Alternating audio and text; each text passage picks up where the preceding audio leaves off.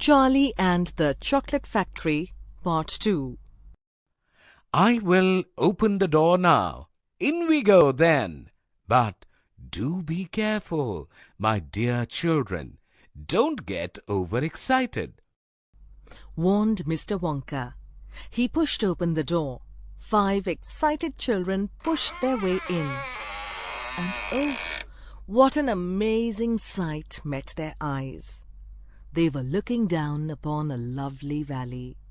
There were green meadows on either side of the valley, and along the bottom of it there flowed a great brown river. Graceful trees, bushes, and flowers were growing along the river banks, weeping willows and alders with tall clumps of rhododendrons with their pink, red, and mauve blossoms. In the meadows were thousands of buttercups fluttering their heads in the breeze. What a truly wonderful sight! Cried Mr. Wonka, dancing up and down and pointing his gold-topped cane at the great brown river. He cried, Look at the river. It's all chocolate. Every drop of that river is hot melted chocolate of the finest quality. There's enough chocolate in there to fill every bathtub in the entire country, and all the swimming pools as well. Isn't it terrific? The children were too flabbergasted to speak. They were staggered. They were dumbfounded. They were bewildered and dazzled. They were completely bowled over by the hugeness of the whole thing. They simply stood and stared, open-mouthed. Do you like my trees and bushes? Don't they look pretty? And of course they are all made of mint toffee. Look at the glass you are standing on. It is made of a new kind of soft vanilla and peppermint sugar that I have just invented. I call it swudge. Try a blade. Please do. It's delectable. Automatically, everybody bent down and picked one blade of grass. Isn't it wonderful? Whispered Charlie. Hasn't it got a wonderful taste, Grandpa? I could eat the entire field, chuckled Grandpa Joe, grinning with delight.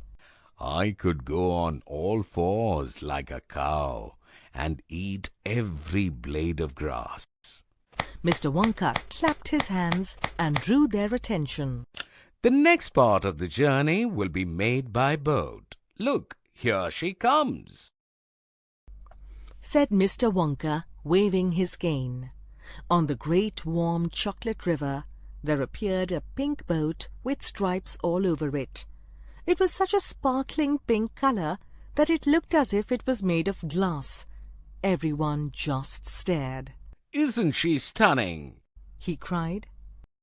I made her by hollowing out an enormous boiled sweet.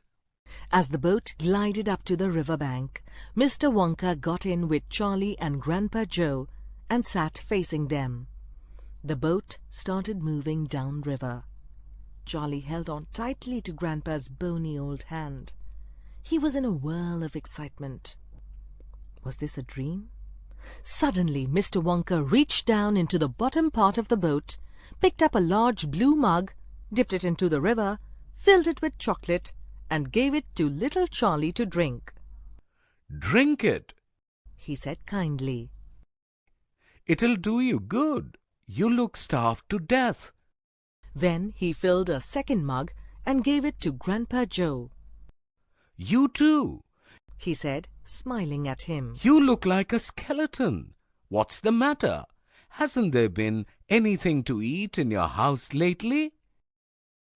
I am afraid not, replied Grandpa quietly. Charlie put the mug to his lips, and as a rich, warm, creamy chocolate ran down his parched throat into his empty tummy, his whole body, from head to toe, began to tingle with pleasure.